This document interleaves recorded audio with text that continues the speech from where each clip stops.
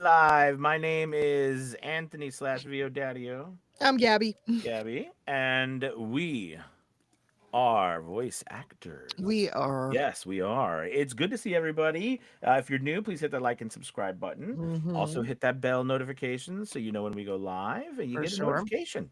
Yeah, Absolutely. And we've got a chat. we do. So, if you want to say hello, tell us where you're from. Any questions this is where we love to get questions. Yes. Love to get questions. And so, please, any questions, anytime, even if they're on topic or they might be something off topic for Yeah. voiceover, we'll still love to answer them. Right. So, what are we talking about today, Gabby? What could be the topic for our special program today? Well, yesterday we talked about plosives. That's right. That's right. Today we are going to tackle sibilance. Sibilance. Sibilance. Oh, the Sibilance. S's Check one, and the two. Sibilance. sibilance. Tell us what sibilance is, It's Gabby. an overpronounced S. I mean, it's really that simple, right? It's not a lisp. It's not a speech impediment. It's just that its S's are kind of a sharp sound, and on a Mhm. microphone especially, they become exacerbated, Yes. and we get this, tss kind of thing, and it people are for whatever reason, sibilance is more annoying to the average person than any other audio faux pas. Sibilance is the one that makes people's skin crawl. Oh yeah. My single most viewed video on my YouTube channel is about sibilance. Hundreds of thousands of views on That's sibilance from wild. people not even related to voiceover, right? Just wanting to know, what is it? How does it happen? That sort of thing, right? Mm. Mm-mm-mm. Okay. So I think first, it's a phenomenon that we become aware of in voice acting more so than other professions because it directly correlates to the quality of our audio. Right. And anything that has the potential to be very distracting to people, like sibilance, is something we have to address. Mm-hmm. There are also microphones that make it so much worse. Like people who weren't sibilant prior to getting Mm. on that microphone are It's the Rode NT1A. Not the NT1, but the one the one A. NT1A. Oh, that microphone. It should come with a label. It says warning, sibilance increased by 1000%. I I have a Sennheiser MK4. Uh-huh. Same thing. Mm. Same thing. Mm. Oh my god. And so I don't know about you, but what I find is it's the brighter Mm. mics, right? Mm. It's the mics that have less bass, less bottom end. They make sibilance so much worse. Absolutely. So in many instances, I think the issue is one of tech, not the speaker, right? Not always. Yeah, so if we break down the tech side of what sibilance is, right? Mhm. Sibilance is basically a frequency, all right? And that is repeated, right, by wave files when we say S that are very Mhm. close together. So these Mhm. frequencies are compacted and they're at a frequency range that's very not fun for us to listen to. Mhm. It hurts our ears, it's annoying.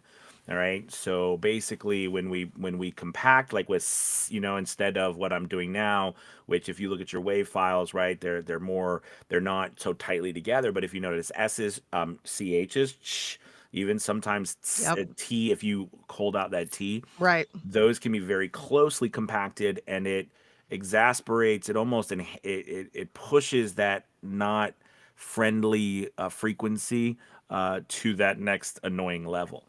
Yeah. So what we do, right, and it's from the technical aspect, is we can manually, well, there's a bunch of things called de-essers out there, which I actually do not like.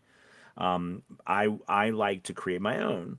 But basically, what we do, either whatever you use, they are plugins or Mhm. things that you create that target that very nice frequency, and we simply reduce the dB level of that frequency so that it's not so loud and it's not so harsh. We don't want to get rid of it because you still need that, you still Need need the to hear sound. it, Yeah.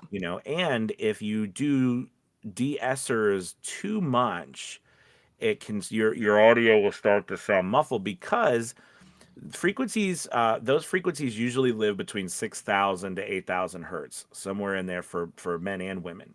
And sometimes, unfortunately, some of us can have two Mm, different frequencies within there that we have to tackle. So what we can do is we can go in though and target that. And if we target it, hyper target it, we mhm. can use the whole file, get rid of it in one fell swoop, just by reducing Yeah. that frequency level. Yeah, and So that's let's talk about it from a systemic standpoint and ooh, good right. good S's on that one. Yeah, systemic, Yeah, yeah, for systemic. sure. Yeah. Um, so that obviously meaning the origin point. So the S starts with the speaker. Mm-hmm. And so I think that one of the things people need to understand is it's about tongue placement. The further back in your palate your tongue is, the Yeah. less annoying the S becomes. So Oh if yeah. you're one of those people who puts the tip of your tongue or flattens your tongue right behind your front teeth, you're gonna get a very sibilant sound because you're forcing that air Yes. from behind your teeth. So Yeah. really it's retraining yourself to move your tongue to the top of the roof of your mouth so that instead of this, you get this. Oh And yeah. it's much less, okay? And yes, it's gonna take some training and some kind of reprogramming. Now, Absolutely. everything you're talking about, right? The plugins and that becomes a way to deal with it a little bit more in the moment. So, I mean, Isotope is the gold standard, right? Everybody loves Isotope when it comes to these sorts of tricks and things. Adobe Audition has a built-in de-esser. The newest Isotope product, so RX is always, the standard, but the newest Isotope product, Velvet, has a really good de-esser in it that's new. That's been one that people have had a lot of success with. But yes, you have to be careful because people who know, right? We can hear it. We know that a de-esser has been used. We Right. can detect the de-esser. Mm-hmm. So there is actually one other thing that people often forget about. You can manually edit an S. Now, I love it. depends. Sorry, I mean, I love that. Yeah, please go on about it because people don't Mm-hmm. know that, and it's Yeah. actually, my favorite way to do it. Really. Yeah. So if you go on mic and just take a word like sibilance and Mm-hmm. say a few things, do a Sally sells seashells by the seashore, right? Mm-hmm. And you will see when you blow your wave up, when you zoom in nice and tight, the S is a very consistent, like you were saying, it's a Right. very compact pattern. And so what you'll notice is it has two tapers, right? It has the taper at the front, it has the taper at the back, but then the solid middle. Mm-hmm. You can simply manually grab that solid middle and go boop and delete it because it's the same sound. Exactly. And And it's because like, it's so compacted, right. you are not going to get clips in there. If you try Mm-mm. this with any other part of your audio, you get this like you get a Yeah. click in Yeah. there. But It with becomes aware. right, but this you don't. So Yeah. you can delete that area, and you can also manually just highlight the whole thing and just reduce the dB level a little bit. Mhm. Yep. And you've literally done it. That's Yeah. it. Yeah, there's a lot of ways to mitigate the problem. And, the thing about the manual editing is that honestly, once you become more accustomed to it, you get faster at it. It's really not that Yes. big a deal. Yes. The I will say, I think women have greater tendency for sibilance than men. I think a lot of it has to do with the way, especially younger women, are being taught to speak. And it's a lot of the trends that we're seeing right now. It kind of goes along with vocal fry. in that fry used to be something you just sort of naturally had or didn't, and now everyone Mhm. is sort of forcing the fry. Right. Yeah, we see a lot of women that just really, really overdo their S's, and I think somewhere along the way, right, it was maybe like it makes you sound more animated or makes you sound more lively or more interested in what somebody else is saying, but they didn't really realize the harm that that would create later. And it's not really an issue usually face to face. It's again when it's in a recorded setting. Yes. That's when it becomes very apparent. Yeah. Oh yeah. Oh yeah. So the other, and then the other way, of course, was I think we're getting to is you can manually do that, and then in the end, and the last part, right, is us as the person of the input, right, that Hmm. the words are coming from. We can start to recognize how we can mitigate some of those s's Yeah. on our own, right? Oh yeah. So, some of the things that we can do, right, is practice not holding out your S's so much. Hmm. I was just doing it right there. We can then practice when it comes up. You can self modulate how loud you make it. So, Yep. it becomes something that, and then you will build it into a habit, and now you will always, the thing is, the reason why all of these things I think are important to learn about is because there will be pieces that you'll do for whatever reason seem to be an S or a CH every other Yeah. term, whatever, and or maybe you wake up one day and you're just super sibilant, right? It happens. So you have tip, but over a period of time, when you practice more and more, you'll get better at self modulating it, so it won't be as bad. Yeah. But early on, it might be the bane of your Mm. existence. I mean, it was for most of us. So yeah, go ahead. There's one trick. It's a weird one, and I don't always recommend it for everybody, but I guess it's kind of one of those. It's worth a shot and see if it works for you. It's to take a piece of copy and change all of your S's to Z's Mm, because we don't hold a Z the same way we would an S. So, that's interesting. right, so if you were saying Zoe instead of Mhm. so, right, there's an automatic difference in the hold time for that consonant. And it can kind of again retrain your brain a little bit. So, Hmm. yeah. I really like that. Mm. I've not actually heard of that Yeah, it's a weird one, but before. like I said, some people find it very effective to just practice with. Oh yeah. Let's go to the chat. We got a lively one today. Let's see what people are saying. All right. So let's see. We had Sarah says my nemesis.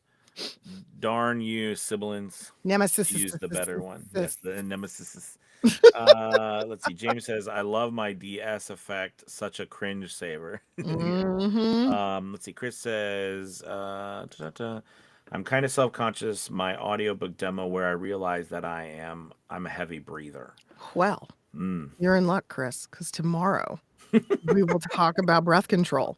It's on Yes. the list. And I We're think gonna out of tackle it. everything, I think my number one question, honestly, though, is what do I do with breaths? Mm-hmm. Because and I'm excited. Yeah, well, we won't give it too much away. We'll talk about it tomorrow. But I think it's a really great topic, and it's kind of multi-level topic. It's not just one Very. size fits all, and that's where I think No. that can be what Yeah, confuses people sometimes. for sure.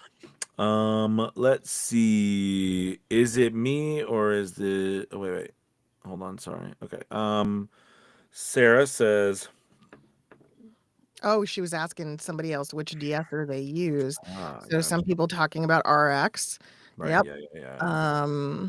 Hmm. Let's see.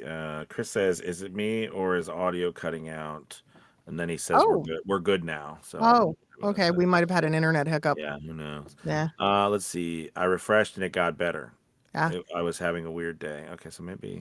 Yeah, I don't know. Let's I see. have a weird day Muse. every Oh, day. Muse. I have to isolate the sound so it can be time consuming. Oh. So I mean, Mm, that kind of goes into, like I said, now I think on shorter pieces, Gabby, yeah. doing it manually is fantastic. Oh, I yeah. mean, If it's you're dealing wonderful. with an audiobook, that would be That's hard. Yeah, it excruciating. is hard, Yeah, especially if you have a lot of S's. I mean, if you come across just one or two that are major, fix them real quick. You can do it manually, and then you yeah. don't have to worry about it messing with any rest of your audio. Yeah, exactly. Let's see. We've got Strange Cat. Oh, Hello. here, I James says, would have never in a million years would have thought about replacing the S with a Z. I love that I am idea. a font of useless knowledge, James. That's what you'll come to find. Yeah. Let's see. Chris says, I thought it was because I'm kind of husky. LOL. That's Oh, how husky. odd. Yeah. Huh. Hmm. No, I've never heard that. I don't, Um, yeah, huh. How well, then interesting. I should have a lot of sibilance. Okay. Shut up. Yes. Yes.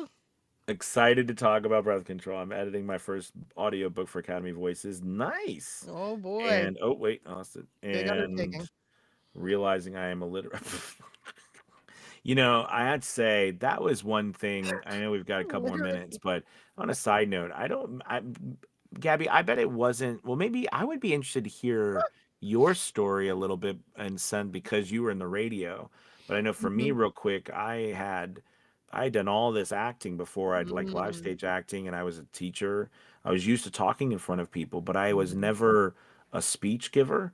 So mm. I reading other people's words right off a page and then trying to make them my own without any practice was difficult for me at first.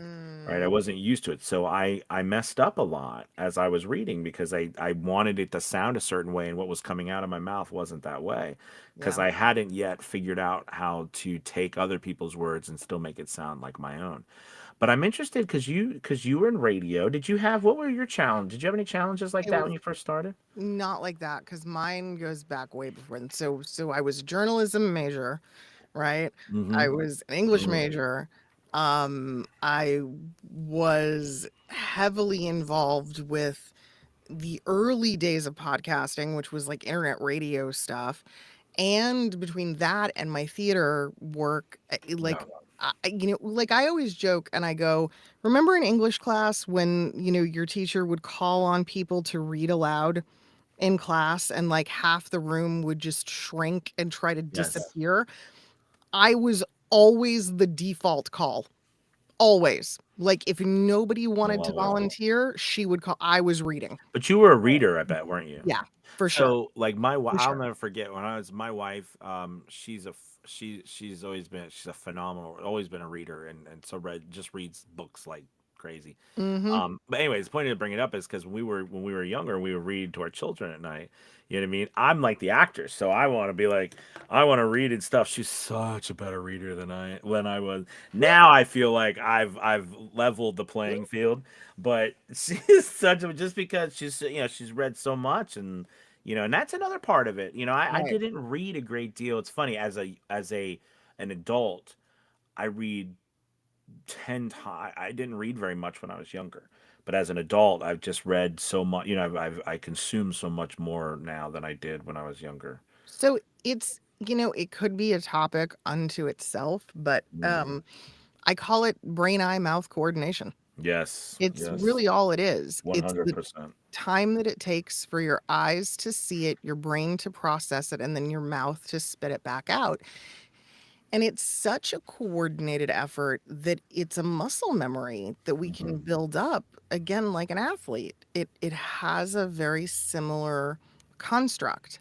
And the more you practice it, the better you get. I have met so many people in my time in voiceover that I'm like, look, I know you are a literate human being, right? And right now, yeah, you feel like what is going on. And it's Hmm. because while you're highly literate, you're used to reading in your head. You're not used to translating it to the allowed part. And that's where the disconnect is coming from. Absolutely. Oh, absolutely. And A lot of one practice. thing, one thing that I did, and I would say, and I've learned actually more about it recently about myself as well. But early on, I had gotten this. I'd always wanted to be a speed reader because I always read very slow when I was Mm, younger. So I'd gotten this book. This was a while ago about how to speed read. And the idea of this run right is that speed reading is nothing more than taking in more right, of the words, and even in different patterns, Right. reading ahead, Right. getting more and more in like chunks instead Mhm. of just one word after another. Right. And you know what I mean? I was horrible at it. But as time went on, you know what I mean? And I as I was doing voiceover, you know, it's like, okay, well, I'm gonna try at least to read ahead, Mhm. right? And I found that I actually was able to read ahead and speak, right? And it actually, whenever I did that, it was awkward. It was uncomfortable at first, but I was able to do that and not mess up. Now, mind you, it wasn't the best performance, but I was able to Mm. not mess up my words. Right. Now, I did that for a while. Now, as time has gone on, what I then realized was after you get, so if you are at that point where you can read ahead, and still say the words, right? And you can't catch up to your reading ahead, right? That's that that's that coordination I think that you're talking about, Mhm. Gabby. Now, as Mhm. time has gone on, I have tried it now and it's actually more difficult because I feel like I'm on like I can read and like what I see immediately coming, I'm able to say. I'm Right. able to to make it my own now. Whereas early on, I was not like that. It was very difficult. So now, you know, it's lots different. But you know, honest, I mean, Gabby's probably we've done so thousands and thousands of voiceovers. So on the other note, don't beat yourself up Mm-mm. about sometimes they are so hard on themselves. I'm like, you're just a baby. You're just starting out. Don't beat yourself up. This is a Practice. journey. Yeah, you gotta practice. It is a Yeah. journey and it takes a long time. It took me so many voiceovers to feel even comfortable doing voiceover. Hey, let me tell you the other side of that coin. Way down the line is when you get to the place where I am, which is that I read something, right? And I read ahead and I realize I'm not even paying attention to what I said. The meaning, right? I'm Right. not connected to the process and I have to backtrack because I'm like, "Oh my god, I'm thinking about something else. I'm Oh daydreaming, yeah. yet my mouth is moving and I'm Oh yeah. reading these words, so I'm not clearly, right, I'm not connected to my character at this moment." Yeah. Or and you get into the situations where you're like you start forming opinions about, hey, you guys should write this a little differently. I think this you start you start directing the people who are supposed to be directing. Sometimes they don't mind. Sometimes you know you got Yep. to know when and when not to. Yeah, for sure. But anyways, thank you guys so much for being with us today. We really appreciate it, and we're very excited about tomorrow. We're talking about breath control, right? We'll be So back. it's going to be wonderful. Make sure you check out VO Journey Academy. This is the time. We've got so Yeah. many exciting things. I know we've been going over it. I just want to remind you, lovely people, great time to be a part of it. So have a wonderful, wonderful Tuesday. We will see you all tomorrow. Goodbye. Goodbye. Goodbye. Goodbye.